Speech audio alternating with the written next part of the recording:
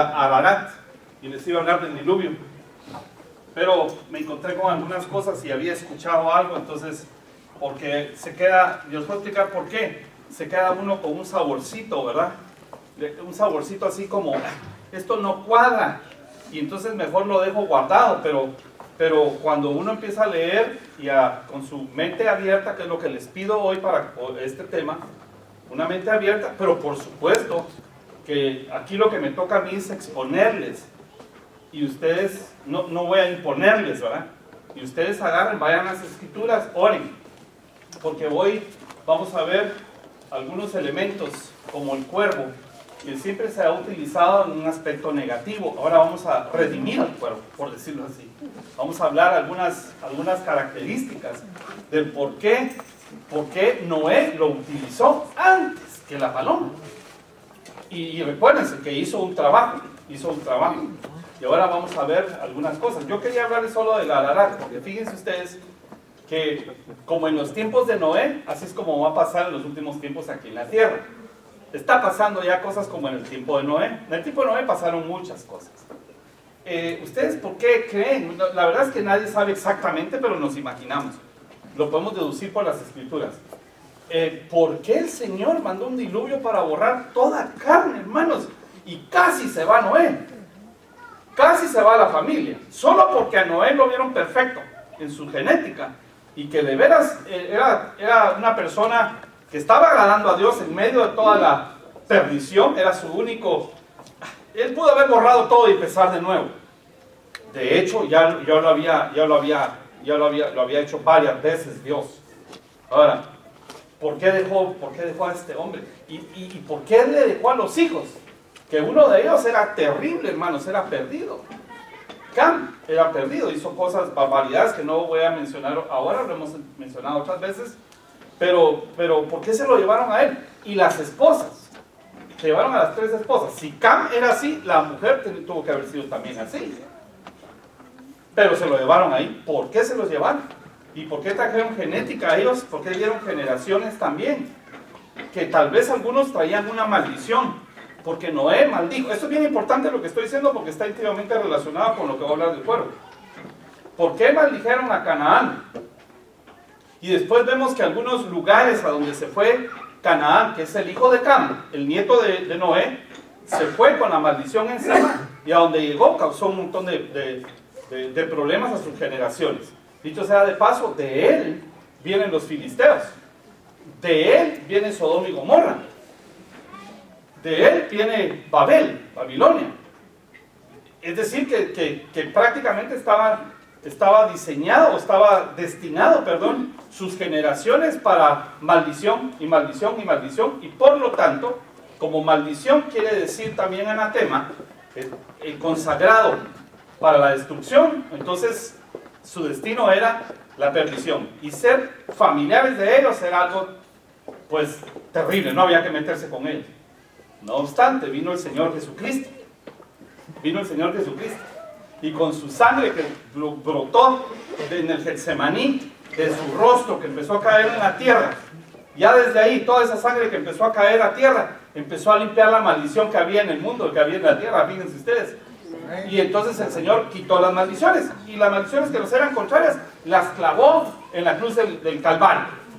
Ustedes tienen que decir un buen amén, porque ustedes, Señor, es posible que tengamos genética de Cam. Es posible, porque nuestra raza, hermanos, latina, está un poquito mezclada de civilizaciones antes de que viniera Cristóbal Colón y antes de que vinieran los judíos que sabemos que salieron con Cristóbal Colón. Una mezcla, y no sabemos qué genéticamente traemos. Bueno, lo traemos desde Adán, la caída. Pero el Señor Jesucristo puede con su sangre limpiar todo. Amén, amén. No hay nada que el Señor Jesucristo no pueda limpiar.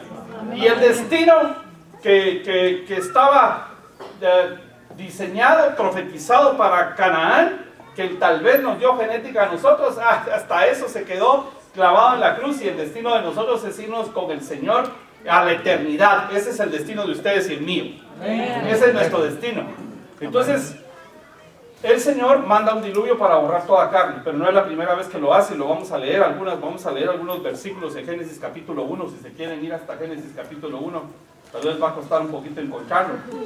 Génesis capítulo 1, ahorita vamos a ver, solamente déjenme decirles antes de eso, ¿por qué quiero hablarles del Ararat, hermanos? Porque el Ararat es la región montañosa, no es solamente un monte, son montes, como ustedes pueden leer en la Biblia, hay que leer la Biblia, son montes, y ahí se posó el arca de Noé. Ahora, el arca de Noé representa muchas cosas, representa al Señor Jesucristo que nos salvó, nos metimos en su salvación y nos rescató de todo lo que estaba pasando en la tierra. Pero cronológicamente sabemos que antes de que viniera este diluvio, hubo un arrebatamiento, hubo un rapto, hubo un harpazo, es la palabra griega para llevarse violentamente de la tierra a Enoc. No vio muerte, se lo llevaron y él se fue antes. Es el séptimo después de Adán. Y unas generaciones más tarde vino, si no estoy mal en la 10ª, vino Noé, y en ese tiempo ya vino el diluvio. Eso nos trae una esperanza. No es 100%, que cuál es 100% no es, pero nos da una esperanza a nosotros de que antes de que venga el próximo diluvio, que ya no va a ser de agua, dijo el Señor, ya no va a ser de agua, pero sabemos por Apocalipsis todo lo que le va a suceder a la tierra. Tenemos la esperanza de que antes de que suceda eso, en los tiempos, como en los tiempos de Noé, haya un arrebatamiento de la iglesia, y ahí ustedes y yo nos tenemos que agarrar de esa promesa, y nos vamos a ir de aquí antes de que pasen esas cosas. Antes de que pasen esas cosas. Pero aún así, los que se quedaron, que son Noé, su esposa, sus hijos y las esposas de sus hijos, que van a representar mucha gente en términos porcentuales y además históricos, que también algunos no perdidos se van a quedar en esa gran tribulación. Y yo no me atrevería a decir algunos, porque Apocalipsis capítulo 7 dice que son miles de miles que no se pueden contar, que vienen saliendo de la gran tribulación. Y entonces van a tener que buscar un lugar, un Ararat, para estacionar y posar su arca o su arca. Ya vamos a ver qué significa Ararat. Pero yo no quiero predicarles solamente porque ustedes se podrían quedar en esa gran tribulación y tengan que buscar su Ararat. Es que no tenemos que esperar a la gran tribulación para saber que ustedes y yo tenemos problemas en la vida, ¿o no? Y que cuando nosotros sentimos que es el diluvio, es cuando nosotros tenemos que buscar dónde atracar, es decir, dónde posar y a dónde huir, a dónde nosotros nos vamos a refugiar, y tenemos que encontrar nuestro propio monte del Ararat. Amén. Amén. Eso es lo que quería decirles, pero me encontré con varias cosas. De entrada, no sé si voy a regresar a ese mapa, pero se los quería enseñar porque esta parte de aquí es Turquía. ¿Ustedes se recuerdan la capital de Turquía? ¿Recuerdan o no? Ankara. Bueno, no es examen de geografía, porque ya todos los países cambiaron y lo que nos enseñaron en la escuela ya no es igual. Además de eso, en la historia van cambiando las cosas, y les voy a decir por qué eso. Porque ustedes se pueden encontrar predicadores, se pueden encontrar libros que mencionan por dónde estaba el Ararat y sus regiones, y después uno dice que no, pero unos dicen que estaba en Turquía y otros dicen que era Armenia. Entonces hay que ir un poquito más atrás en la historia y ver por qué. Y es bien importante, hermanos, es bien importante eso hoy día, porque se cree que en esta región, que para Turquía es la parte este, y un poquito más hacia el norte, está esa región montañosa, miren. Pero está casi en la frontera con Irán, y está en una parte que pareciera que le hace falta al mapa de Armenia. Y es porque la antigua Armenia llegaba hasta este lago, el lago Van. Entonces en muchas Biblias va a decir y comentarios va a decir que estaba en Armenia, y otros van a decir que estaba en Turquía. Ahora, ¿por qué es importante esto? No sé si ustedes conocen un poco de la historia de ellos, pero Turquía, el siglo pasado, invadió Armenia y les mató más de 1 millón de personas. Fue un genocidio. Yo conocí la embajada de Armenia en Argentina, que es bastante importante la población armenia, y están todavía con las fotos en las trincheras, esto, no lo perdonan, hermanos. No se les olvida. Y recuérdense que si ahí pasó algo, casi empezando la creación, así como tenemos cerca también toda la parte donde se cree que estuvo el huerto, miren, por toda esta región de aquí, o de aquí, mejor dicho, Irak, donde están donde está el Tigris y donde está el Éufrates, aquí empezó la creación, ahí podría ser que ahí termine también. Que ahí termine también. Y la verdad está cerca. Entonces es importante la región geográfica, es importante los tiempos, es importante lo que pasa en los cielos y lo que pasa en la tierra. Leamos un poquito de lo que pasó en la historia. Miren ustedes, el Génesis nuestro pareciera ser que está empezando con un apocalipsis. Y el apocalipsis nuestro pareciera que al final, capítulo 21 y capítulo 22 es un Génesis. Así es, como dijo Salomón, que no hay nada nuevo debajo del sol, ¿verdad? Y Génesis quiere decir volver al principio. Volver al principio. Entonces leamos un poquito para que podamos entender estas cosas. Lo más importante aquí es que nosotros aprendamos a ir al Ararat. Y qué es lo que tenemos que llevar en el barco. Y qué es lo que puede hacer Jesús y lo que puede hacer el Espíritu Santo por nosotros. Eso es lo más importante. No solo conocer la historia. La historia hay que conocerla, que ustedes a veces ven noticias y dicen que aburrido. Pero si ustedes saben estos nombres y de repente dicen, uy, ¿qué está pasando en Armenia? O en Turquía. ¿Por qué Turquía sí tiene relación con Israel y los demás no? Y son islámicos. ¿Por qué Turquía ahora está votando en contra de Israel? Todo eso hay que poner atención, hermanos. Porque Turquía es una región muy importante para la historia bíblica y para los eventos del futuro también. Entonces Génesis 1.1 dice, en el principio creó Dios los cielos y la tierra. ¿Ustedes creen que Jesús creó algo desordenado o imperfecto? No, todo lo que crea es ordenado y perfecto. Amén. Es un creador, es Dios, hermanos. Si no, vean cuando los quieran a ustedes. Perfectos, bonitos. Lo que pasa es que uno se descuida. No, lo que pasa es que a veces afecta la genética que traemos de Adán y la genética que traemos de los antepasados. Y por eso es que a veces traemos malformaciones o traemos enfermedad o qué sé yo. Entonces uno dice, pues si Dios va a crear todo perfecto, ¿por qué nací yo con este único pelo que tengo yo imperfecto?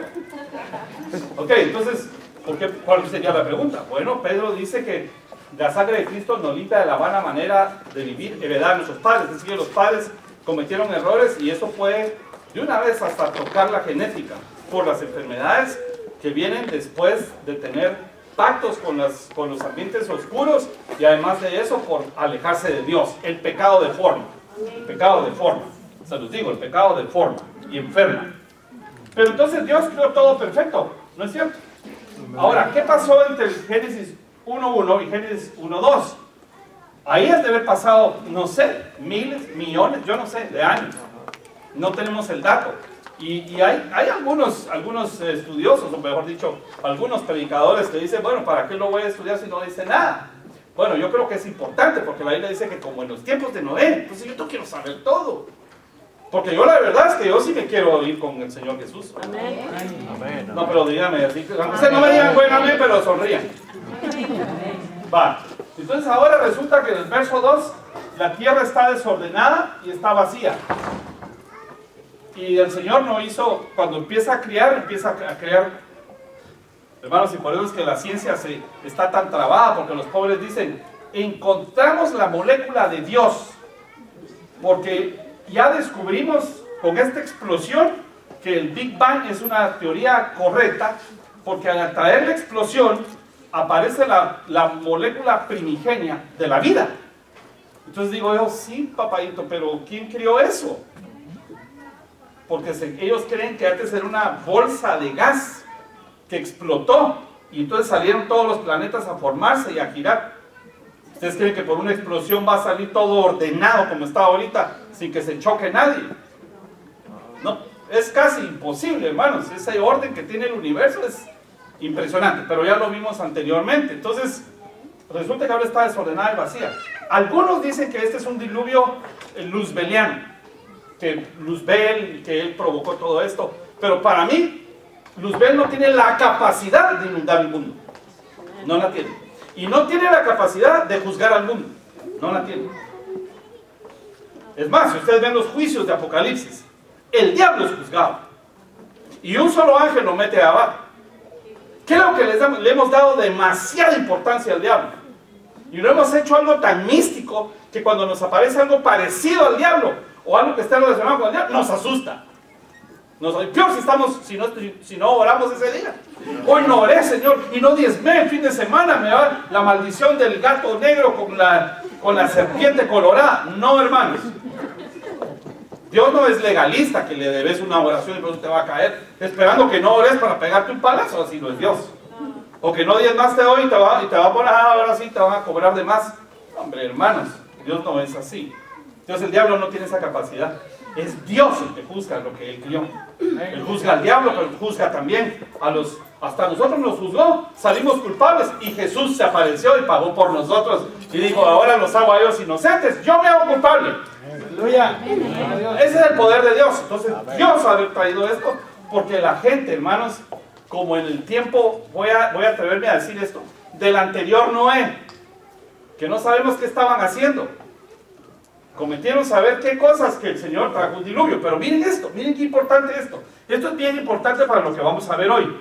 Hoy les cuento que les imprimí el tema.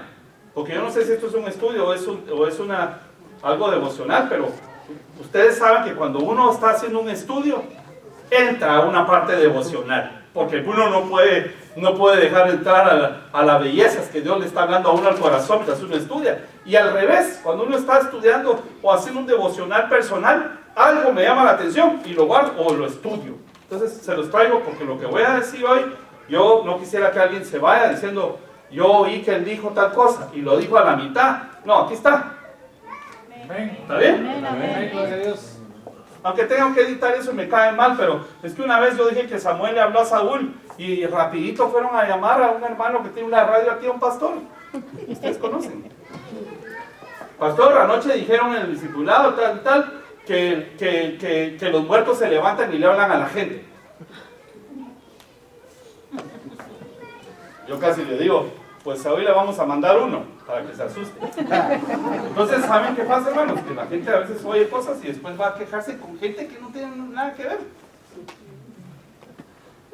Termina uno la gente viene a meter enemistad, ¿verdad?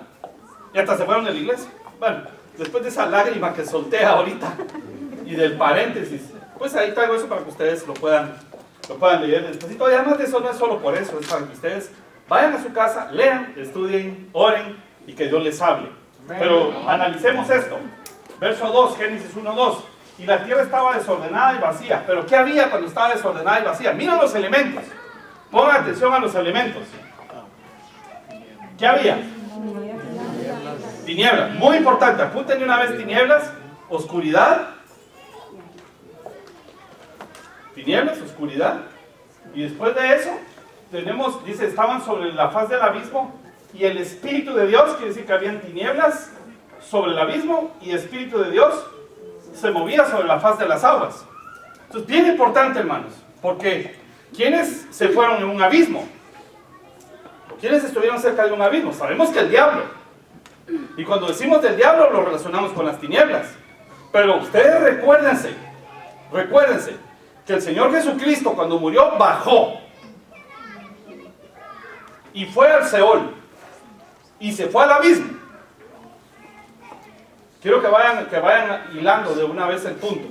Tenemos tinieblas que están sobre el abismo y tenemos Espíritu de Dios sobre la faz de las aguas. Verso 3. Y dijo Dios, sea la luz. Solo quiero decirles algo. No sé si tienen otra versión, porque aquí donde dice se movía sobre la faz de las aguas, esa palabra se puede traducir incubaba. O sea que estaba incubando. ¿Saben qué es incubar, verdad? Es como pasa con los pollitos. Está el huevo y a veces hay que incubarlo. O la mamá gallina se sienta en él para incubarlo, para que pueda nacer. Por eso algunos niños que nacen prematuros los meten en una incubadora. O incubadora, no me recuerdo cómo se dice. El tema es que hay que incubarlo al niño. Y entonces ahora el Espíritu de Dios está incubando. Por lo tanto va a dar a luz algo. Pongan atención en este versículo, hermanos, muy importante. Porque resulta que el Espíritu de Dios incubaba sobre la faz de la tierra. Y despuesito, inmediatamente después de eso, el verso 3 dice, y dijo Dios sea la luz, y la luz fue. Pero ¿quién es la luz del mundo? Es el Señor Jesús. Después fuimos nosotros, porque nosotros también somos lucitas, ¿verdad? Pero ahora resulta, fíjense bien, hermanos, está el Espíritu, están las tinieblas. Ya dijimos que el Señor Jesús también bajó al abismo. Después está el Espíritu Santo incubando, y de repente, en vez de tinieblas, aparece algo que se llama luz, y es el Señor Jesucristo. Amén. El Señor Jesucristo, por supuesto, que bajó y descendió al abismo, pero cuando resucitó le trajo verdaderamente luz a la humanidad, porque cuando resucitó fue cuando venció a la muerte y a las tinieblas. Amén. No obstante, Él tuvo que pasar por me tengo que adelantar, Él tuvo que pasar por las tinieblas, Él tuvo que pasar por la oscuridad, y de una vez les digo, Él se tuvo que meter todo el pecado que ustedes tenían, se lo puso encima, y lo oscuro de ustedes lo cubrió a Él, y por eso Él se hizo oscuridad. Aleluya. Antes de ser la luz del mundo, Él fue oscuridad. Aunque no digan amén, aunque les duela. Y les voy a decir algo. A veces esas cosas dicen, pero ¿por qué? No, pero es que es mi Jesucito, mi niño Jesús, no me lo trates así. No, hermanos, es que Él se hizo maldición. Maldito el que cuelga de un madero, pero no me quiero adelantar. Entonces están las tinieblas, el Espíritu de Dios está después de las tinieblas. Hay un orden en esto, y esto es bien importante. Está el abismo donde pasaron las tinieblas y de repente es dado a luz el Hijo. No sabemos qué tipo de nacimiento es este, pero el Hijo no tuvo solamente un nacimiento de la forma de María para hacerse humano. Recuérdense que el ministerio de la piedad dice que también fue visto por los ángeles y fue apreciado por los espíritus. Quiere decir que cada uno de ellos le tuvieron que dar la forma al Señor, y por eso dice que nosotros en Efesios 3:10 vamos a ir a dar a conocer la multiforme sabiduría de Dios en las regiones celestes. Qué bueno, hermanos, qué alegría. Entonces se da la luz del mundo. Pero coincidentemente, ya vayan de una vez apuntando algunas cosas. El Espíritu de Dios está actuando en las aguas, sobre las aguas, porque hay un diluvio. Aquí hay un diluvio. Y ahora el Señor va a hacer casi lo mismo que hizo con Noé. En Noé descendieron de los montes. Aquí la separó, y lo vamos a ver en el verso 4. Y vio Dios que la luz era buena, y separó Dios la luz de las tinieblas. Pero esto es como, ¿dónde estaba la luz y las tinieblas juntas? ¿O en dónde está pegada la luz y las tinieblas? Es como una moneda que tiene, bueno, en Guatemala decimos cara y escudo. Cara y ¿qué más? ¿Qué tienen ustedes? ¿Ah? Sol y águila. Sol y águila. Entonces viene Dios y separó eso, pero había sol y águila. Jesús en estos momentos es luz, pero también tinieblas. Si Jesús no fue a las tinieblas, no se hizo tinieblas, no pagó nada por ti. Cuando Él entró al holocausto, tuvo que haber entrado como un sacrificio, no pudo haber entrado con la inocencia. Entró con toda la perdición y las tinieblas y la oscuridad y todas las maldiciones y todo lo malo tuyo y mío se lo pegó en el cuerpo, hermanos. Si eso es lo lindo del Señor Jesucristo, que Él se hizo oscuridad para poder después vencer a la muerte y ser luz, y entonces nos da el derecho que ustedes y yo seamos luz del mundo. Amén. Lucitas del mundo, hijos de la luz. Eso es lo que vamos a hacer, pero no pudo ser hasta que Jesucristo no resucitó. Amén. Si Jesús no resucitó, en balde predicamos. Esto es lo que dice 1 Corintios 15. Si no resucitó, en balde predicamos. Si entra solamente como Dios, no lo pueden matar. Entrega su espíritu, y entonces con su alma y su cuerpo, que Él no cometió nada, pero lo licuó con el pecado de ustedes y mí. Se bajó a pagar. Se bajó a pagar. Entonces miren lo que hace Dios. Y vio Dios que la luz era buena, y separó Dios la luz de las tinieblas, y llamó Dios a la luz día, y a las tinieblas llamó noche. Y fue la tarde y la mañana de un día. Pero recuérdense algo en Apocalipsis. Dios quiera que me dé tiempo a terminar esto. Pero lo voy a terminar. Aunque cuando yo volteé a ver, hayan uno dormido así con la boca hasta aquí. Y después le damos su... Por eso es que no les doy esto antes, sino que hasta el final. Pero miren ustedes, llamó a la luz día y a las tinieblas llamó noche. Fue la tarde y la mañana de un día. Recuérdense que en Apocalipsis, hermanos, ya no va a haber noche, ya no va a haber día. Porque ya no va a haber sol. ¿No es cierto? No va a haber. Porque Dios va a ser la luz y Cristo su lumbrera. Así va a ser en Apocalipsis. Pero ¿por qué no de una vez lo hizo? ¿Por qué dejó las tinieblas?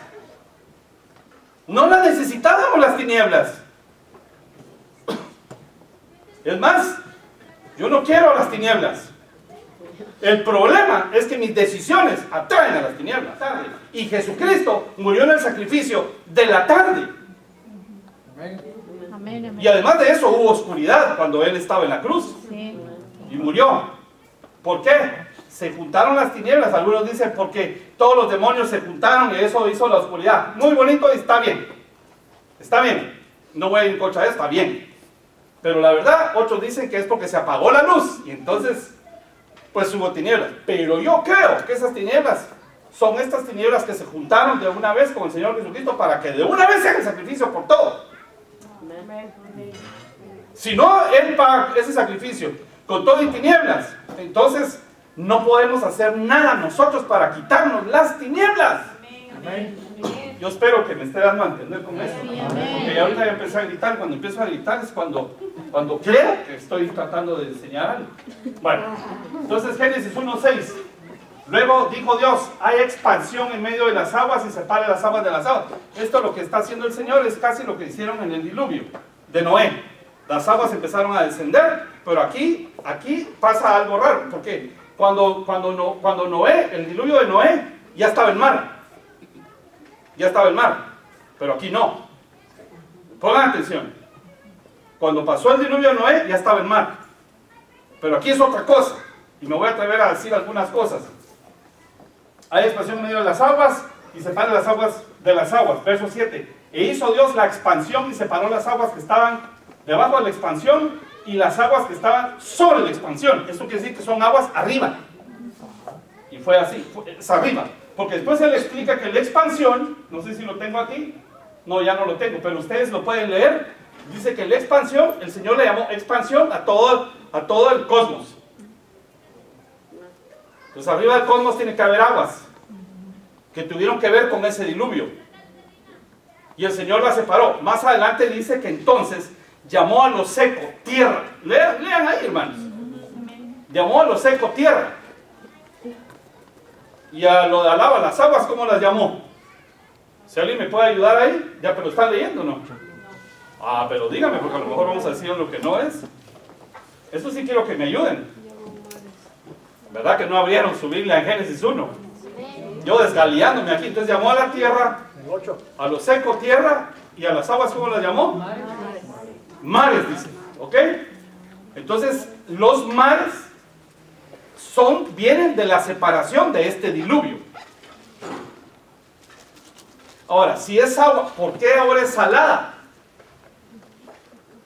Si este planeta tiene 3/4 partes de agua, como ustedes tienen 3/4 partes de agua, ¿por qué es salada?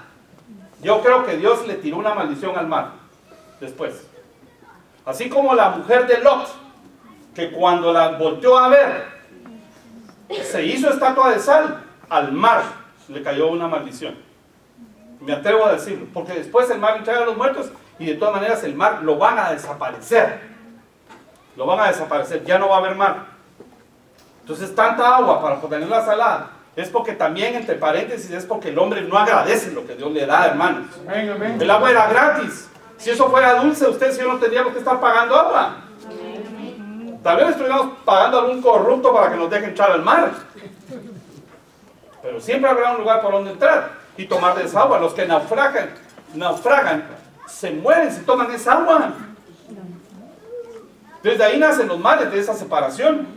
Y entonces está la expansión de la tierra. Algunos creen que más adelante en el diluvio de Noé es cuando se arman los continentes que se separan. Que antes se cree que estaban unidos. Y si ustedes ven, no es una teoría tan bárbara. Porque si ustedes ven un mapamundi, casi todo concuerda con que todo estuvo pegado antes.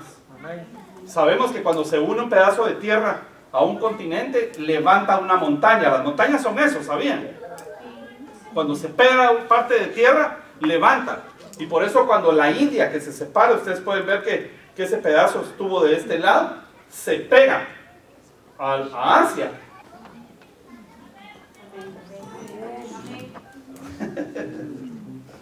Dele, dirán algunos, ¿verdad? Vale, entonces solo déjenme que me pase ahora al diluvio de Noé. El diluvio de Noé también tiene algunas características. Uy, ya le estoy tirando el luzazo, perdonen. Esto es malo. Bueno, vamos a ir al diluvio de Noé. 8.1, Génesis 8.1. Y se acordó Dios de Noé. Aquí ya pasó el diluvio. Se acordó Dios de Noé y de todos los animales. Se acordó de Noé y se acordó también de todos los animales. Pero voy a decirles algo antes de que siga leyendo. Dentro de los animales que iban animales puros e iban animales inmundos. ¿Por qué? Porque Dios iba a hacer algo con los animales impuros también. Dios iba a hacer algo con los animales impuros más adelante. El cerdo es un animal impuro que más adelante lo limpió el Señor y le dijo a Pedro que comiera. Pero ahora el cerdo anda por ahí y la ciencia ahora está investigando y se conoce que el cerdo es el que más se parece a nosotros genéticamente. Es el que su DNA, su composición del ADN, es el más parecido al humano, más que el mono, que el mico, que el chimpancé, que el chango, veloz. Más que él. Se parece más a nosotros. Entonces, seguro que van a seguir estudiando para poder hacer trasplantes de corazón de cerdo a hombre. No se preocupen. Yo quisiera que me pusieran un cachete de esos. No, yo quisiera que me lo dieran, pero en taquitos. Bueno, se acordó Dios de Noé y de todos los animales y de todas las bestias que estaban con él en el arca. E hizo, ¿para qué los llevó, hermanos? ¿Y para qué los dejó vivos? Bueno, sigamos aquí. E hizo pasar Dios un viento sobre la tierra y disminuyeron las aguas.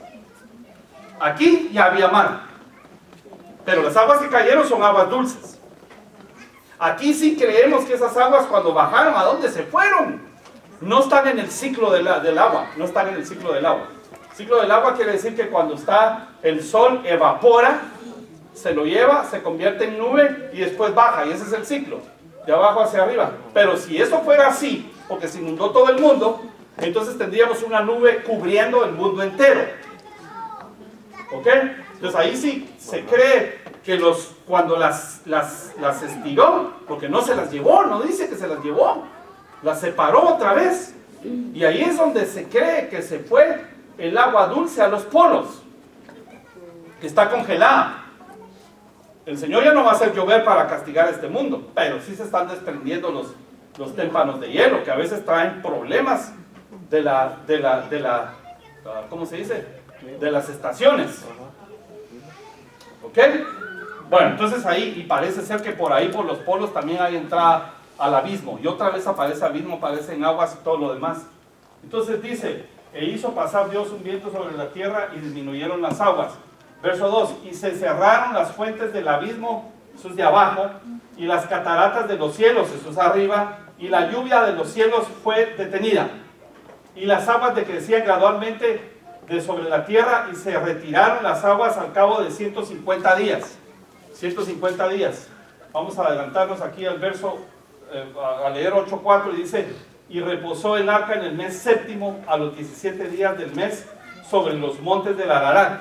Les puse aquí una llamadita para que lo vean en las copias que les di, para que ustedes vayan a ver que en el capítulo 7 nos estaba diciendo el Señor, se los voy a leer, capítulo 7 y verso 11, el año 600 de la vida de Noé, en el mes segundo, a los 17 días, aquel día fueron rotas todas las fuentes del grande abismo y las cataratas de los cielos fueron abiertas. Este es el mes segundo y es a los 17 días. El anterior es 17 días, pero es el mes ¿qué? No, el anterior es el mes séptimo. No lo tengo aquí, pero es el mes séptimo. No sé si se los di ahí, pero es el mes séptimo. Entonces, ¿cuántos meses pasaron? 5 menos 12. Tengo 5 pollitos y le doy 2. Tengo 7 pollitos y le doy 2 a mi vecino. ¿Cuántos pollitos? Así decía la maestra de contabilidad que yo tenía. Después le daba uno con el yeso en la cabeza, ¿no? Como dice, no puedes hacer una resta.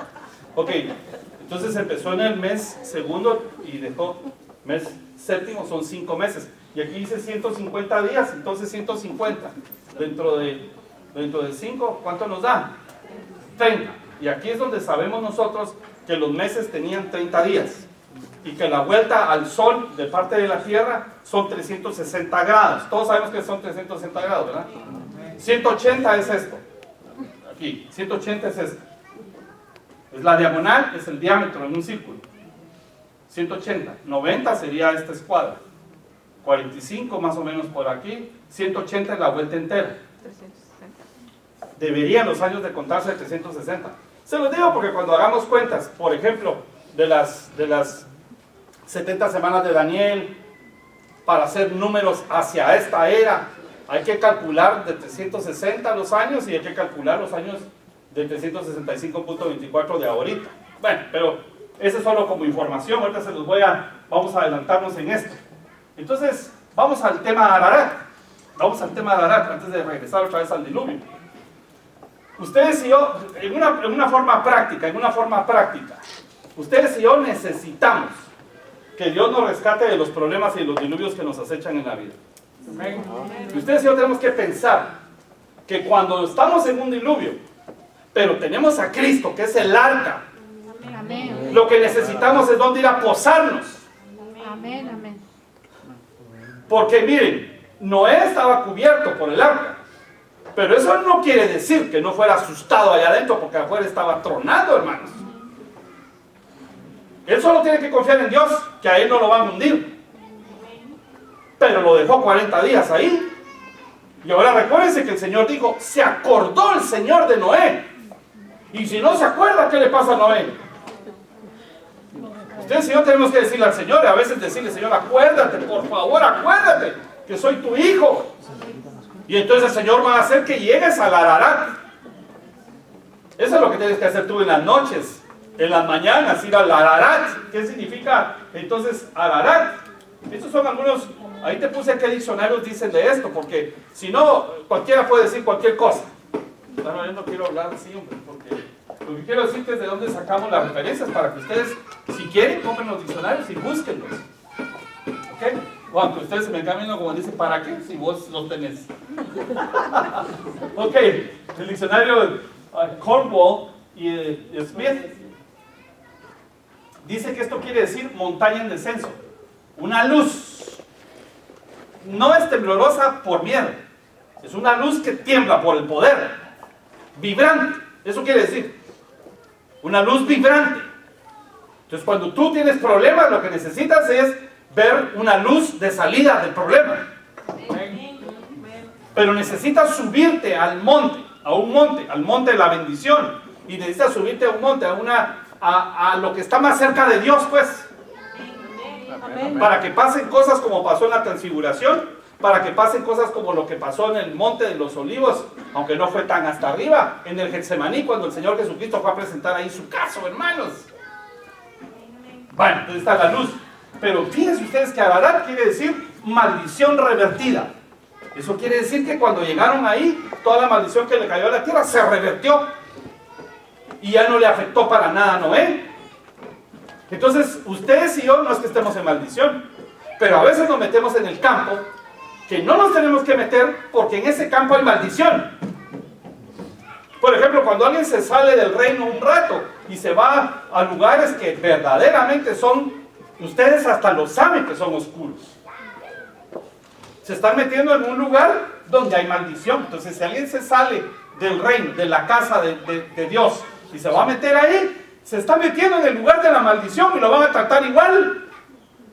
Por eso el Señor, cuando puso la sangre de los animalitos en los dinteles, les dijo que haya sangre para que el destructor no los afecte, pero no salgan de las casas, porque si se salen, aunque haya sangre, afuera hay maldición y les va a afectar a los primogénitos.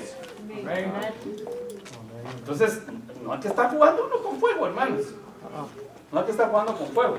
Y a nuestros hijos hay que enseñarles de que no entren en el campo de las maldiciones, que escojan con quién se van a casar.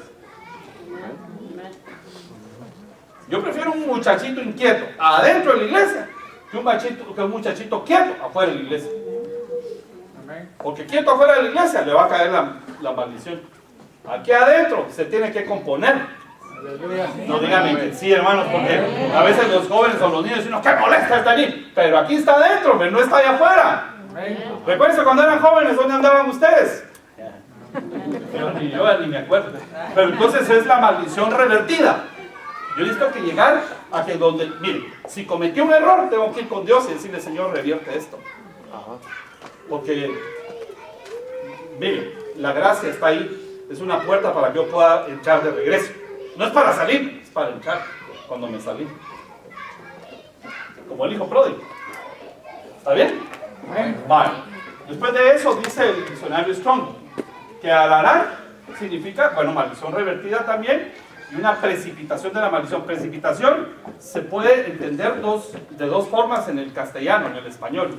Precipitarse es que se haga rápido, que en vez de tardar una semana, tardó un día. Pero precipitación es también cuando llueve. La precipitación es cuando cae la lluvia. Así hablan los técnicos. Hubo una precipitación de tantas pulgadas. Así es como dicen ellos. Precipitarse es de que cayó, descendió también. Entonces es la maldición que va a descender. Y aquí es donde este diccionario, cuando es un diccionario Strong grande, y que no todos los diccionarios Strong tienen tanta información, es que nos dice que era el Ararat en Armenia, cerca de estos ríos. Fíjense, el Van fue el que vimos ahí, un lago Van, y otros ríos que andaban por ahí que ya no los vimos. Bueno, sigamos aquí adelante. El diccionario Perspicacia dice esto, que el Ararat es un suelo santo. Suelo santo. Tierras altas. Aquí les puse algunos escritores cristianos muy antiguos, como Eusebio y Jerónimo. Todos estos, pues, dicen que la verdad estaba en Armenia. Y creo que si ustedes tienen una Septuaginta y una Vulgata escrita, o tal vez en algún comentario de la Septuaginta y de la Vulgata, dice también esto. Esta es pura cultura, pero también tenemos que entender que el monte Ararat es un suelo santo. Hermanos, ¿saben qué les quiero que les diga una cosa?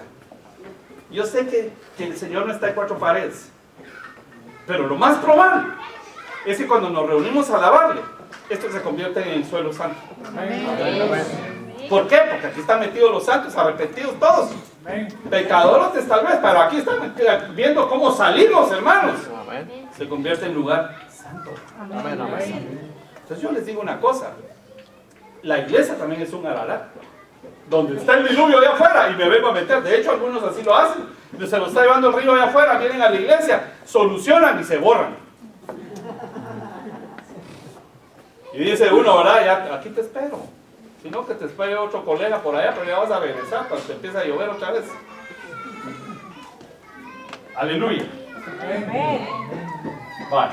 Entonces, Ararat, ¿quién nos va a representar? En resumen, es un lugar alto, es decir, donde yo me subo para estar lo más cerca posible de Dios. Es también un lugar seguro. Yo necesito sentirme seguro, hermanos. ¿Saben una cosa? Hasta cuando uno comete errores delante de Dios, pierde la seguridad. Se siente uno vulnerable y ya no se siente seguro. Necesitamos acercarnos al Ararat, lugar santo, y además de eso que Dios nos dé la seguridad y la certeza. Cuando hay un niño enfermo, cuando hay un familiar enfermo y que nosotros no sabemos ni siquiera qué decir o qué sentir, hermanos, tenemos que tener la seguridad de que Dios va a hacer algo. O al menos de que lo que está haciendo Dios o lo que no va a hacer es seguro, de todas maneras, para mí cuando yo estoy metido en lugar santo, para que yo no sufra. Sí, amén. Cuando él está pasando un problema que no puede controlar y es prueba, necesita meterse al Ararat, al lugar santo, para sentirse seguro. La mejor forma de sentirse seguro es que Dios te esté aprobando. Porque cuando uno se acerca a Dios, Dios le puede decir, no te apruebo eso, pero pasa adelante. Lugar de reposo. La maldición revertida, la luz que vibra, suelo santo, lugar seguro después de los problemas. ¿O a dónde tengo que ir a buscar yo los problemas? Bueno, solo les voy a dar algunas citas de lo que pasó, porque el Ararat se huye de las guerras también. Cuando tú estás en problemas, miren hermanos, principalmente los matrimonios, están los problemas, los bombazos, hay algo que no sabemos qué está pasando, pero hay problemas. Todos sabemos cuando hay problema, aunque no sepamos qué es. Dígame amén, los que están casados. Porque eso tal vez no solamente es para casados, pero guerra en la Biblia significa cuando hay división. Y cuando hay discusión o cuando hay no acuerdos entre una parte y otra parte y hay un problema. Eso es guerra en la Biblia, entre otras cosas.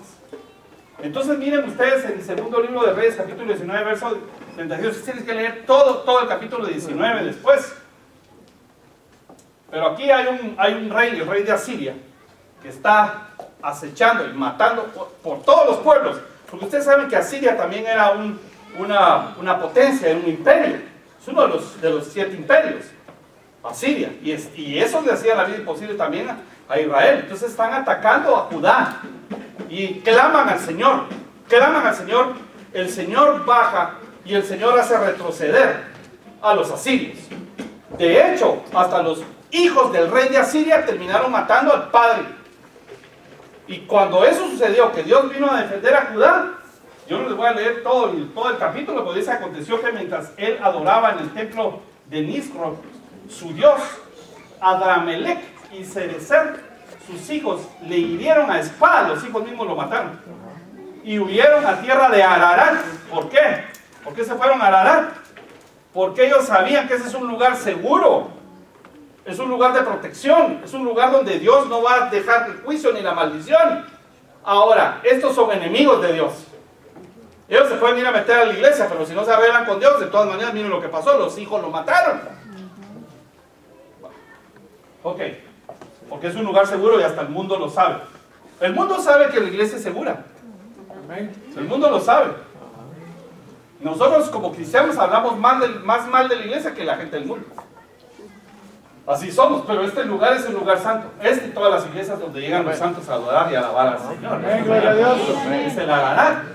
En Jeremías también Dios llama al Ararat, al pueblo de Ararat, lo llama para ir en contra de Babilonia. Y esto quiere decir que cuando tú estás contaminado con Babilonia religiosa, la religión, hermanos, evangélica o de cualquier otro tipo, tiene sus propias normas que contaminan el espíritu humano y no lo dejan ser libre. Entonces necesitas ir al Ararat para que te empiece a quitar toda la religiosidad. Necesitamos adorar y alabar a Dios para que se vaya la religiosidad. No queremos religiosidad en la iglesia. Dígame un buen amén. La religiosidad mata, hermanos, mata. Es más, los religiosos mataron a Jesús. Los religiosos terminaron matando a Jesús. Si tú hubieras estado en ese tiempo y ves a Jesús y ves a Caifás uniformado de sumo sacerdote, ¿a quién le vas a besar la mano? ¿O con quién te sientes más seguro? Tal vez hasta iban a consultar con ellos y decirles: ¿pero qué opina usted de Jesús, de lo que dice? No, ese es un falso profeta. Sí, pero echa fuera los demonios, sanan los enfermos y... Sí, pero tengan cuidado, es falso. Caifás, hermano, si terminó matando al Señor Jesús. Hay gente que le hace caso más al religioso, aunque lo haga sufrir. Triste, ¿verdad? Triste para la gente, pero yo solo los veo pasar. Le digo: Señor, ten misericordia de ellos. Ten misericordia de ellos. Lo peor es que a veces vienen a la iglesia y me quieren imponer esa religiosidad. Yo no voy a aceptarla. Si yo vengo de ahí. Tampoco me voy del otro lado del péndulo, ¿verdad? Como el libertinaje. No, o sea, tampoco. Regresamos aquí y no hablemos más de la gente. No hablemos más de la gente. Pero es Jeremías capítulo 51 y verso 27. Regresemos al diluvio, hermanos. Regresemos al diluvio, que voy a ir aterrizando en algunas cosas importantes. 8:5 de Génesis, al diluvio de Noé, ¿verdad? Y las aguas fueron decreciendo hasta el mes 10º, y en el mes 10º, el primero del mes, se descubrieron las cimas de los montes. Ya empezó a descender el agua, pero no ha descendido totalmente. Entonces Noé no sabe si al salir se va a hundir y se va a ahogar. Él tiene que estar seguro de que en la tierra ya no está cubierta totalmente por aguas. Él necesita tierra segura para poder vivir y bajar a su familia, bajar a los animales y emprender la vida que el Señor le dijo. El Señor le dijo que despacito en el próximo capítulo le dice que él va a ser como Adán. Dice, fructifiquen, sojuzguen, llenen la tierra. Entonces él tiene que cumplir una misión de parte de Dios. Tiene que cumplir una misión de parte de Dios. Y eso lo tiene en su corazón. Y a mí me consta de Noé, porque cuando se bajó lo primero que hizo fue un holocausto para el Señor, no una carnita asada para toda la familia, hermanos.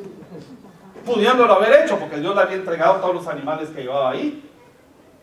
Bueno, y sucedió que al cabo de 40 días, abrió Noé la ventana del arca que había hecho. Ustedes saben que 40 días, 40 es un número de prueba, de parte de Dios. Quiero que entendamos esto. También a veces en la prueba viene el ataque, pero a veces Dios levanta al enemigo para que lo prueben a uno. Ejemplo, levantó a Babilonia para que probaran a Israel. Levantó a Goliat para que probaran otra vez a Saúl y al pueblo de Israel. Entonces la prueba no viene del diablo, viene de Dios, pero Dios a veces utiliza elementos para que los levanta, hermanos. Va, entonces 40 días, tenemos una similitud con lo que pasó con Israel cuando Goliat está en la mañana y en la tarde atemorizando a Israel. En la mañana y en la tarde. ¿Por qué en la mañana y en la tarde? Porque en la mañana y en la tarde son los sacrificios. Es decir, que les estaba interrumpiendo su relación con Dios, que era en la mañana y en la tarde. Era en la mañana y en la tarde. Pero también el Señor Jesucristo se fue a encontrar con Satanás, con el diablo, cuando hizo un ayuno de 40 días. Y entró ahí fue a la tentación. Y se levantó el Señor después de ser bautizado, lleno del Espíritu Santo y lleno de la palabra, en ayuno se fue a encontrar, el Espíritu lo llevó al desierto. El mismo Espíritu lo llevó al desierto. En un ayuno de 40 días y 40 noches. El diablo lo tentaba, hermano, y se le fue por un tiempo. Pero otra vez 40 días. El Señor tuvo ahí su momento de batalla contra el diablo. Claro, sabemos que Él le sacó la espada y le sacó la palabra y se fue huyendo el diablo. Pero fueron varios días, hermanos. ¿Quiere decir que el Señor batalló con el diablo? No porque el Señor no pudiera. Es que es la humanidad de Cristo que peleó con Satanás.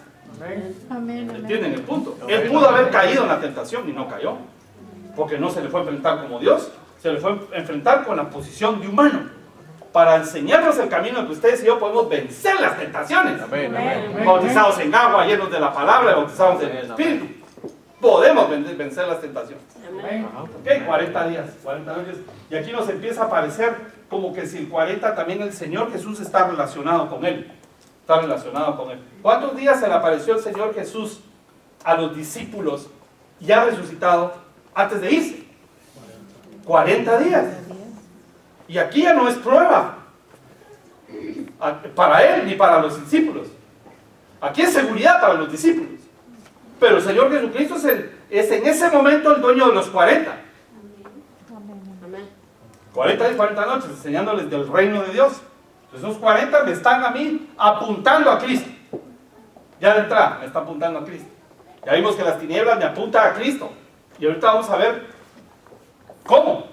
Y vamos a ver todas las citas bíblicas que podamos ver esto. Verso 6, sucedió que al cabo de 40 días abrió Noé la ventana del arca que había hecho. Verso 7. Y aquí quería llegar. Entonces, ¿qué hizo el Señor cuando abrió la ventana? Miren el orden y miren los elementos. Agarra un animal impuro, que es el cuervo. Por cierto, bueno, agarra un cuervo y dice, envió un cuervo, el cual salió y estuvo yendo y volviendo hasta que las aguas se secaron sobre la tierra. ¿Qué estuvo haciendo el cuervo? O sea que no solo lo mandó y regresó. Iba y venía, iba y venía. Ahorita vamos a ir a ver algunas citas bíblicas. Solo déjenme que les diga algo más así rapidito, antes de que entremos a eso. Verso 8. Envió también de sí una paloma. ¿Qué envió primero?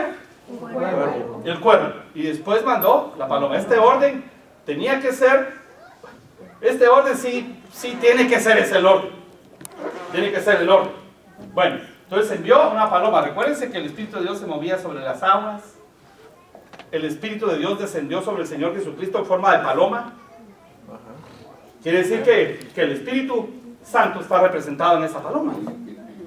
Pero la paloma salió después del cuervo. Y ustedes y yo sabemos que el Señor Jesucristo, que el Espíritu Santo no puede venir a bautizarnos si primero no viene Cristo. No se puede cumplir la fiesta de Pentecostés si no hubo fiesta de la Pascua. Esa es la cronología. Primero Jesús y después el Espíritu Santo. Entonces aquí empezamos a ver que el cuervo me está apuntando otra vez al Señor Jesús, que fue enviado a la tierra. Noé en este momento va a ser la figura del Padre. Y el cuervo es Jesús, que envió primero. Iba y venía, iba y venía. Ahora el Señor Jesús en el Antiguo Testamento aparece como el ángel de Jehová. Pero dice Miqueas capítulo 5 y verso 2. Espero tenerlo aquí rapidito. Padre amado, dame. Ya, ustedes sí tienen ojo. Miqueas 5:2 dice: pero tú, Belén Efrata, pequeña, para estar entre las familias de Judá, porque de Judá viene Cristo, ¿no es cierto? De ti me saldrá el que será Señor de Israel, y sus salidas son desde el principio, desde los días de la eternidad. Y Génesis 8:7 dice: envió un cuervo, el cual salió y estuvo yendo y viniendo por el Señor Jesucristo. Amén, amén. Entonces ese cuervo representa al Señor Jesús, que antes de venir a salvarnos estuvo yendo y viniendo, yendo y viniendo. Se parecía como el ángel de Jehová, hacía un tipo de cristofanías, pero en una forma distinta. El cuervo representa a Cristo. El cuervo representa a Cristo. Y la paloma representa al Espíritu Santo. Yo sé que es duro, porque fíjense ustedes que el cuervo es un animal inmundo. Y el cuervo, además de eso, es un animal que casi lo usan para las películas donde hay brujas. Solo el color ya no nos gusta. Ay, pero yo les voy a enseñar algunas cosas de los cuervos. Para empezar, yo les voy a decir, usted me va a decir: ¿pero qué tratas hacia Jesús? Porque Jesús quiso agarrar tu pecado y pintarse de negro, de tinieblas, para pagar por ti y por mí. Si no se lleva tu pecado al lago de fuego, no lo quema ahí, hermanos. Se hizo tinieblas, se hizo oscuridad. Recuerden que las tinieblas estaban antes que el Espíritu sobre la faz de la tierra, y después se hizo la luz. Quiere decir que hasta antes, póngame atención en esto, porque alguien puede decir: estás tratando mal al Señor Jesús. Antes de que el Señor fuera verdaderamente la luz del mundo, que se levantó como antorcha cuando resucitó y venció a la muerte, antes de eso, es la cruz, es el Getsemaní, es todo el proceso del castigo de Jesús. Y nosotros a veces hasta lástima nos da, hermanos, decimos: es que el sufrimiento de Jesús, no, se llevó el pecado y fue a sufrir más de lo que tú crees. Aquí podemos hacer el play y tratar de golpear al Jesús, y que mientras más duro le damos, más crítico es y más emocionante. Pero Jesús no sufrió solamente ahí. Jesús se fue y bajó al abismo, bajó a las profundidades y se fue al lago de fuego a pagar por ti y por mí. Amén, gloria a Dios. Era el cuervo. Era el cuervo que tenía que morir. Tenía que llevar su posición de cuervo para dejarlo muerto. Y entonces pudiera venir la paloma. Se tuvo que hacer cuervo, pues, para destruir la oscuridad y las tinieblas. Es que tú y yo ya no deberíamos de tener tinieblas.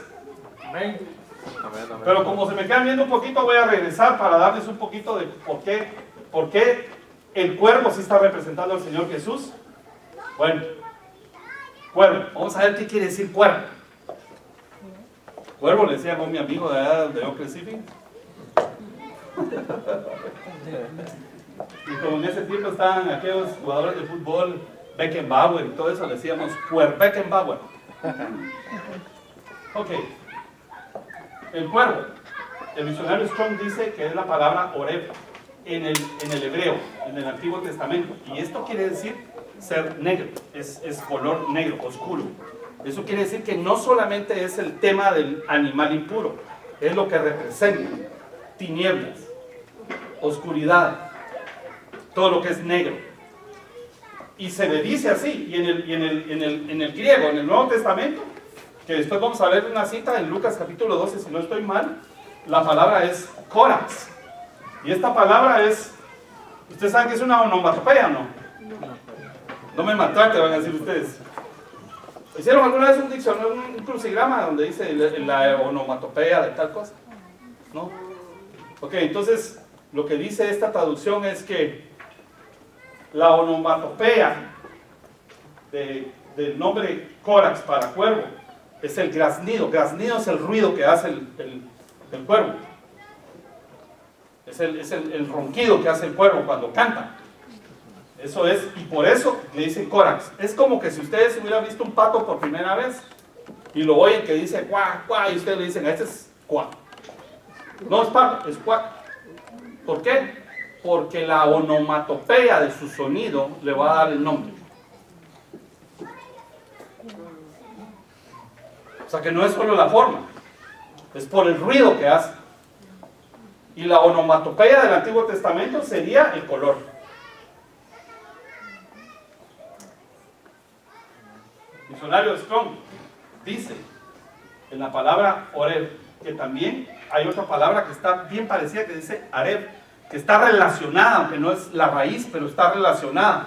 Perdone que les esté dando como que fuera estudio, pero es que ustedes tienen que ir apuntando después a su casa, van a ir a desmenuzar todo lo que estamos hablando ahorita. Pero esta palabra que está relacionada lo que quiere decir es noche, o anochecer, o ponerse oscuro. Y esta palabra se utiliza en Éxodo capítulo 30, verso 8. Oscuridad, oscuro. Cuando ya anocheció, eso quiere decir Córax. Eso quiere decir, perdón, Areb. ¿Ok? Entonces el cuervo, hermanos, nos está diciendo que es la noche, que es al anochecer, que es oscuro. Todavía estamos aquí, ¿no? Amén, amén, amén. ¿Lo dejamos para otro día o lo seguimos? Ana, contésteme eso, por favor, porque si no, sigo yo aquí con 3 o 4.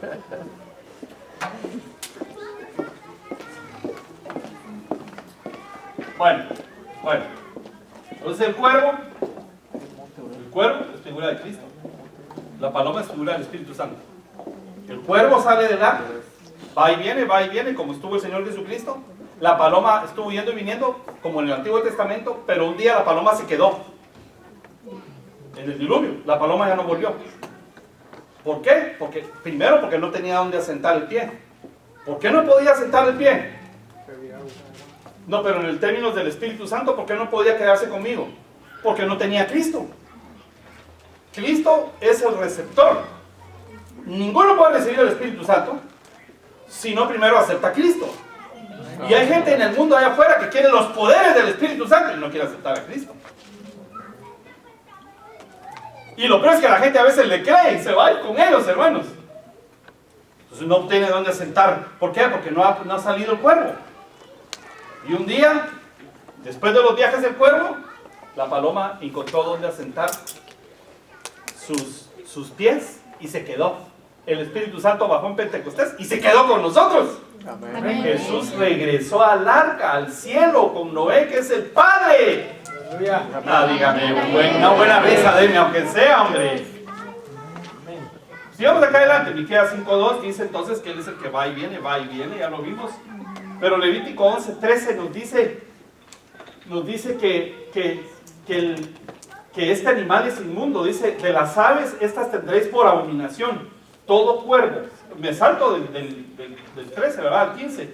Dice, todo cuervo según su especie. Y ahí dice que el avestruz y otros animales, pero el cuervo entonces es un animal inmundo. En Deuteronomio 21:23 dice, no dejarás que su cuerpo pase la noche sobre el madero. ¿De quién están hablando? Del Señor Jesucristo. Sin falta lo enterrarás el mismo día, porque maldito por Dios es el colgado. Y no contaminarás la tierra que Jehová tu Dios te da por heredad. No contaminarás la tierra. ¿Cómo así que Jesús va a contaminar la tierra? Porque aquí están hablando de Jesús, ¿sí o no? El que colgó de un madero. No puede contaminar la tierra. Es más, los religiosos dijeron, bájenos de ahí porque ya viene el sábado. Es contaminante, no se puede. Pero ya habían matado al Señor, hermanos. Entonces, lo oscuro, la parte cuervo del Señor, es la maldición que se tiró encima por ti y por mí para colgar del madero. Amén, gloria a Dios. Amén. Sigamos adelante. Cantar de los Cantares, capítulo 5, verso 10, ustedes saben que es Cantar de los Cantares. Es la relación esposo-esposa, pero también es la relación de Cristo y la iglesia. Y miren cómo lo describe la amada, la iglesia. Dice, mi amado, es decir, Jesús, es blanco y rubio, señalado entre 10,000. Se salta al 10 y ahora le va a dar otra descripción. Su cabello como oro finísimo y sus cabellos crespos negros como el cuero. ¿De quién están hablando? Del amado del Señor Jesús. Amén. Ya me lo empezaron a comparar con el cuervo. Hermanos, ustedes no le van a decir a su esposa que lindo tu pelo, pareces cuervo.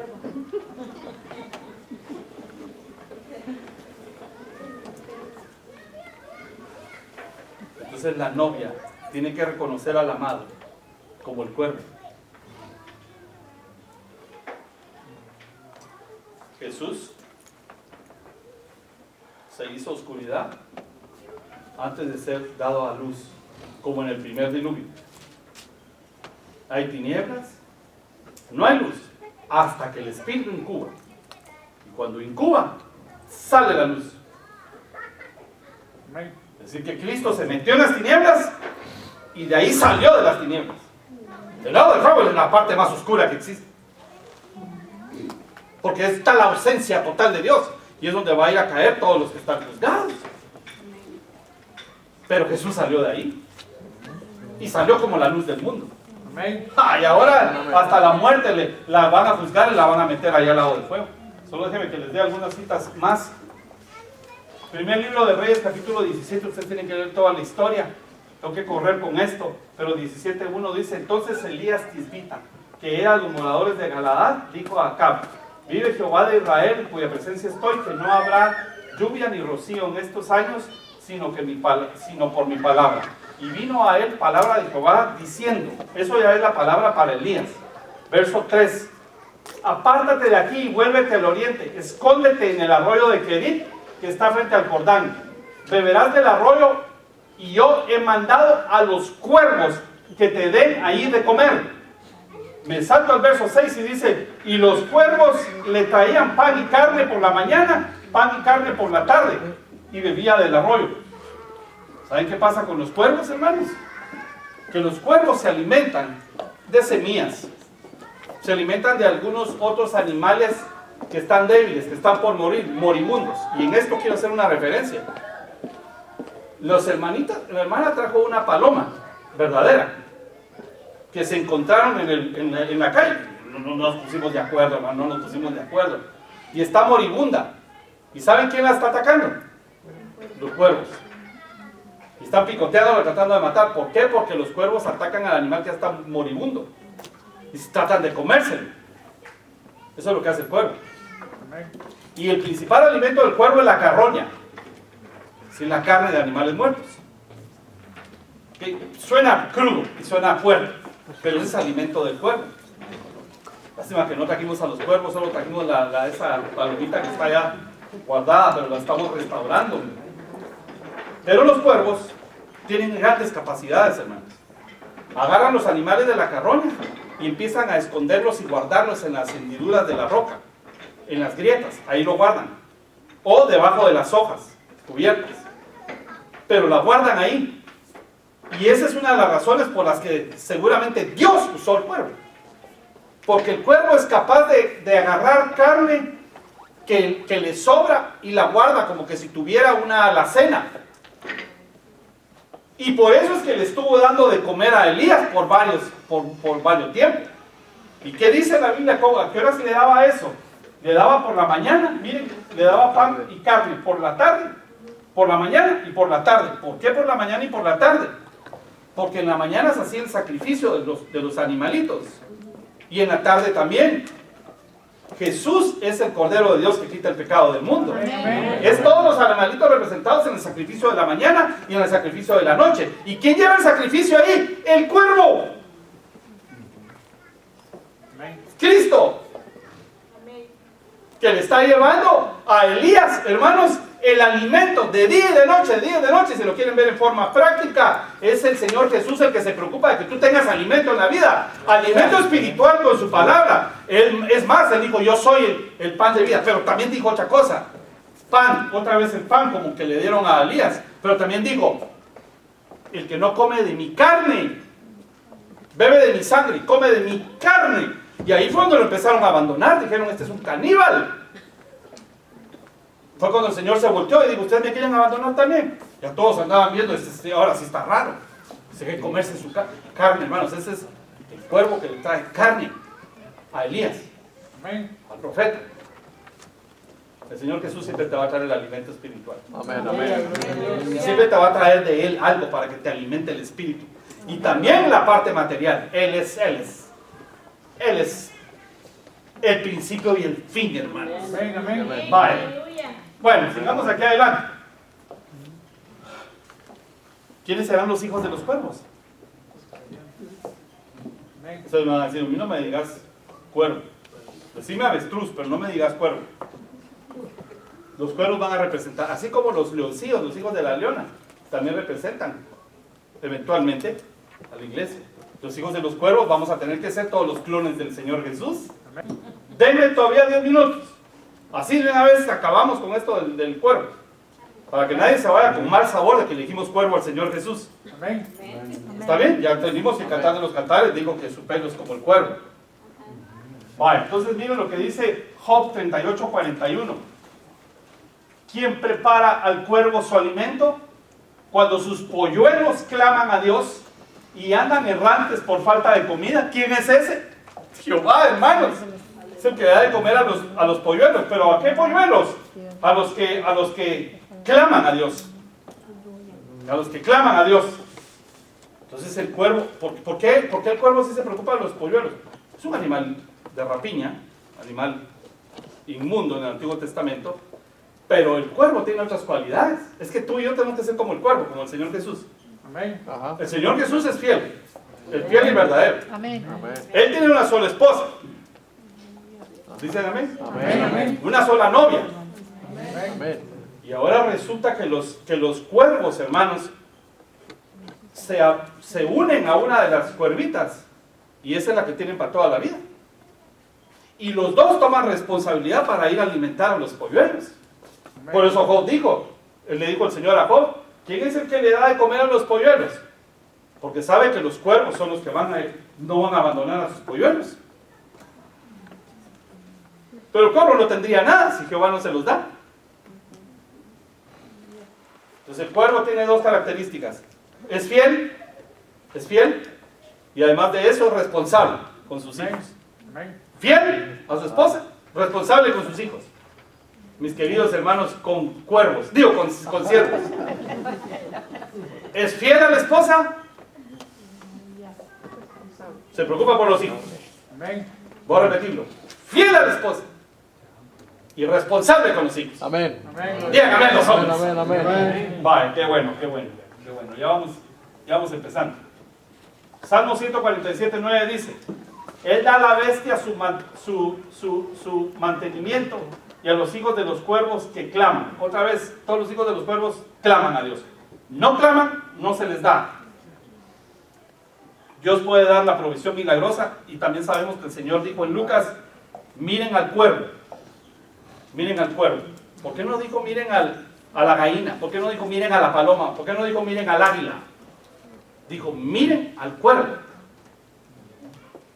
Este ni trabaja ni nada, y Dios le da alimento. ¿Por qué el cuervo, hermanos? Que la gente hasta cuando ve un cuervo ya solo falta que le haga la señal de la cruz. Ahora sabemos que el cuervo lo usa el Señor, que lo usó Noé, que en Cantar de los Cantares le dijeron a Jesús que era el cuervo. Jesús es el cuervo en el arca de Noé, hermanos, y la paloma es el Espíritu Santo. Amén. Lucas 12:24, considerar los cuervos que ni siembran ni ciegan, que ni tienen despensa ni granero, y Dios los alimenta. ¿No valéis más vosotros mucho más que las aves? Rapidito te doy unas características del cuervo, porque tú y yo tenemos que imitar al cuervo. Y este es el Señor Jesús. Número 1, es la primera ave que se menciona en la Biblia. La primera ave que se menciona en la Biblia. Es el mayor o el más grande entre todos los paseriformes. ¿Quiénes son los paseriformes? Hoy les traje palabras que ni yo las sabía, ¿verdad? ¿Quiénes son estos? Son los que se les llaman pájaros. No le podemos llamar pájaro a un águila. Pero este es de los primeros que se van a posar. Los que llegan se posan y además de eso cantan. Hacen su ruido especial, que es un canto. Y toda esa especie es la mayoría de las aves en la tierra. Y ese es el más grande de ellas. Claro, el águila es de otra especie y él es la más grande, también es el Señor Jesús. Pero en esta raza de pájaros es el Señor el más grande de todos. Amén. Amén. Es el más grande de todos. Vale, voy a avanzar aquí. El alimento es variado, pero lo que más come es la carroña. Lo que más come es la carroña. Entonces lo que hace, porque ustedes van a decirme ahorita, pero ¿por qué me decís esas escenas tan horribles? Lo que hace el cuervo cuando ya tiene el animalito ahí medio ya casi muerto, como estaba haciendo con esta palomita que tienen ahí. ¿Saben qué es lo primero que ataca? Los ojos, por alguna razón, y otras partes blandas del cuerpo. Pero lo primero que ataca son los ojos. Y después de eso va al vientre.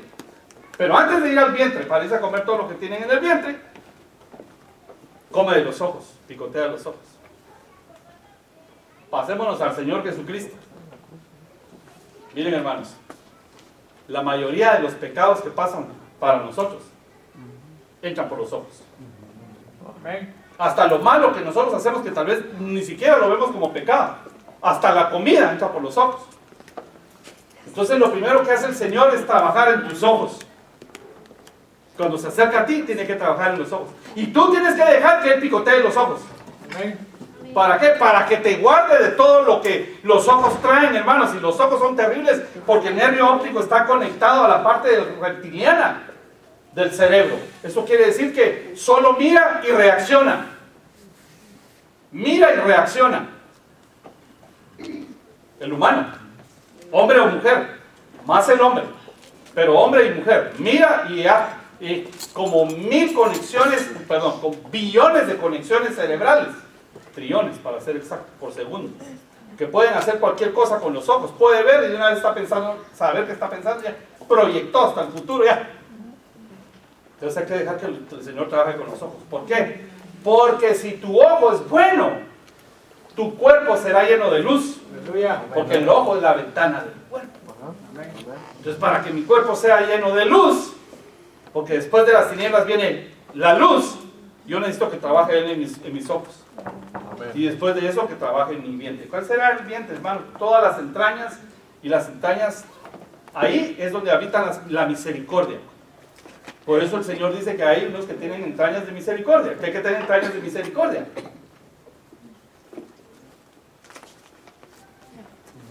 Además, ahí es donde va a caer todo los alimentos físicos. Pero espiritualmente es también todo lo que yo me he alimentado del mundo.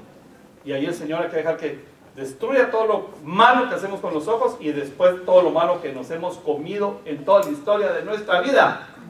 El Señor Jesucristo es el cuervo que puede hacer eso. Amén, amén. Por eso es que dice Proverbios 30:17, porque yo podría dejarlo así como una historia que me dio un diccionario. Pero miren lo que dice Proverbios 30:17. El ojo que escarnece a su padre y menosprecia la enseñanza de su madre. Escarnecer quiere decir burlarse. Están oyendo los jóvenes esto, ¿verdad? ¿O no? Jóvenes, oigan. El ojo que se burla de su padre y menosprecia la enseñanza de su madre, los cuervos de la cañada los saquen y lo devoren los hijos del águila. Pero escuchen esto, ¿a quién? ¿A quién? ¿A quién van a comerse los cuervos? Al ojo. O sea que los cuervos atacan el ojo. Eso es lo que dice Proverbios, es lo que dice toda la historia de lo que está escrito de los cuervos. Amén.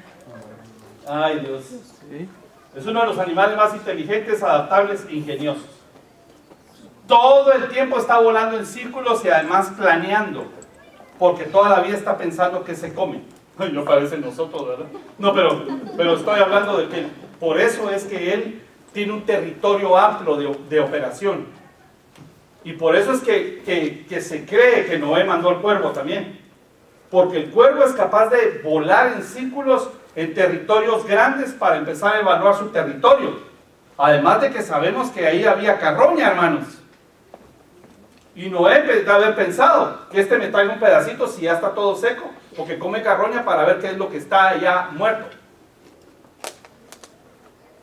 Pero como fue y vino, y circuló todo su territorio es amplio y siempre anda buscando qué comer. Por eso lo hizo buen candidato Noé. ¿Por qué no mandó un águila? Hermanos amados, todas las citas que les di, donde está todo lo de los cuervos. Tal vez alguna me faltó. Pero lo que tenemos que nosotros aprender es que en la Biblia hay cosas que se describen como malas que también tienen su lado bueno. Como también hay buenas que pueden tener su lado malo. Otro ejemplo es la serpiente. La serpiente es el diablo. ¿No es cierto? Así le dicen, la serpiente antigua, diablo, Satanás o dragón de la serpiente. Pero ustedes se recordarán que Moisés levantó la serpiente en el desierto y que la serpiente sanaba al que la miraba por la fe.